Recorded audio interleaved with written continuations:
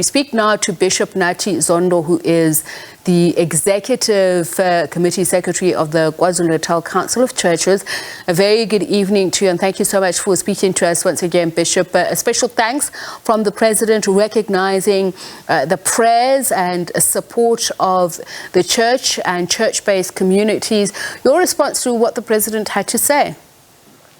Thank you very much, Tsepi. So I must say that was very encouraging coming from the President, because when you get to the ground, you realize how much work that the faith-based communities are putting up. You look at the number of people who are on the ground, who are helping communities cope with the massive trauma that they are going through.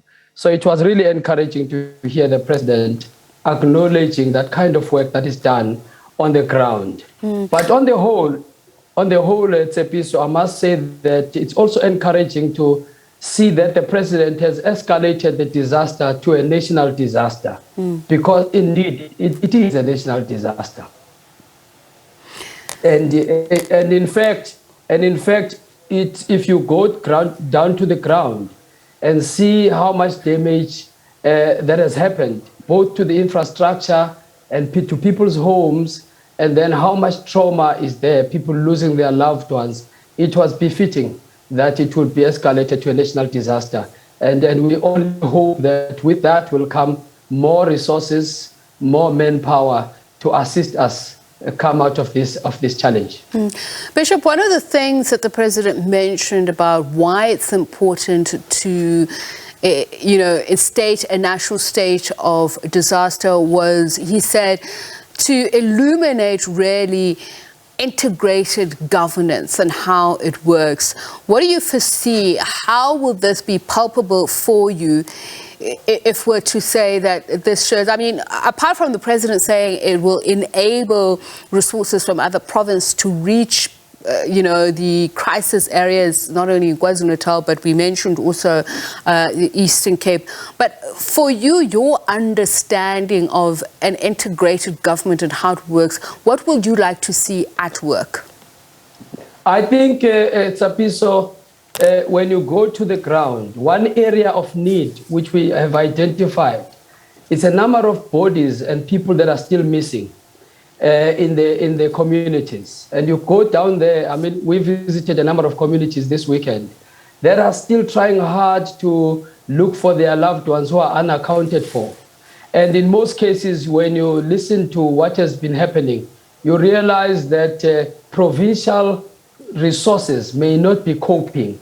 So therefore, when you have a nationally escalated process, it becomes much easier to get other resources and skills from other provinces or from the national offices to come and assist. I mean, if you look at the north of Durban, and as well as some of the communities in the west of Durban, you still have got people who are standing next to the riverbeds, hoping that their loved ones will be thrown out of the water. And then you also have communities that say they still believe that under the rocks and the rubble, their community members are still stuck there, and their bodies are there. And so you can imagine the need for even more rescue workers to come on board. And so for me, when the President said it's now a national disaster, it gave me hope, because it says skills will be sourced from throughout the country to come and assist in this process. No. When we last spoke, Bishop, I asked you what you anticipated you would be able to do, and we were talking here about the COVID-19 restrictions that are still in place in terms of gatherings, indoor, outdoor, and we spoke about the difficulty that you as a churches find themselves in during this time, the Easter period, a holy period for many Christians, but for a lot of people it is a time to be with family. Many people have lost their families, needing comfort, needing food, needing shelter. What were you able to do during this weekend? And if you could just share with us whom you are working together with to be able to achieve some of this rescue and relief efforts. Yes.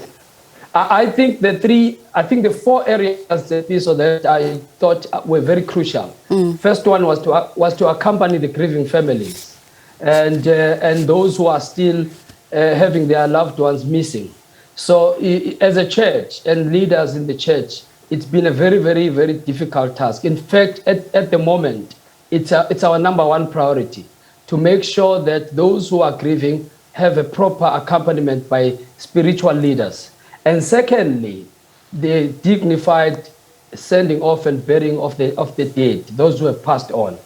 And you'll appreciate, Tsepiso, that we are talking about people who do not have ID documents, who have documentations that have been wiped off by the water.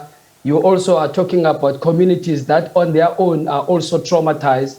And so for the church to come on board and the spiritual leaders to come on board and assist with the burial that is decent for the dead has been a crucial one. Yeah. I think the third area, Tsepiso, from the last time we spoke, is the provision of pastoral counseling and care in the communities, because this time around we've got community trauma, and so you need a lot more pastoral carers and counselors to come and assist in the process. So that's what we've been busy with and encouraging our member churches and our leaders to do. But the last one, which has been huge, is the mobilization of volunteers to distribute aid that it would be in the form of food and water, blankets and clothing to people that are still housed in community halls and in churches currently because their homes have been washed out by water. And so that has also been a main task. In fact, when you got us now, we just got back because we've been busy doing that distribution of food and distribution of even sanitary towels to young people and young girls in the community halls where they are. It's been one of the challenges that we have been facing currently. And just very quickly, Bishop, the government has mentioned, in fact, community organizations have also said we need to be very careful to protect children during this time. And I can imagine, parents are just contending with, yes, keeping their children safe, but they're also trying to rescue what little that they can. And they're busy doing so many things, and children are left exposed. What can people do to ensure that children are not further, traumatized by people or the circumstances that they're facing? I think if we could also focus, Tsepiso, because remember that schools are opening. And what we found is that a lot of young kids and children do not have adequate clothing and uniform to go back to school. And many other kids have lost their books, their school material to go back to school with. And you also find that many of them to get warm meals is also a bit of a challenge. We also found that in most of these communities, there are more children than adults. There are more children than adults that are housed in community halls. So if we as adults, those of us who are available, should go in there, try and assist in ensuring that at least these kids have got warm meals as they go to school, but also ensuring that they've got adequate and proper clothing as they go to school tomorrow. The other big part, it's a piece of which we also found, was that with the loss of proper documentation in families, you find that a lot of children don't have, for example, in fact, parents don't have their IDs, don't have their documents which they need to process grants.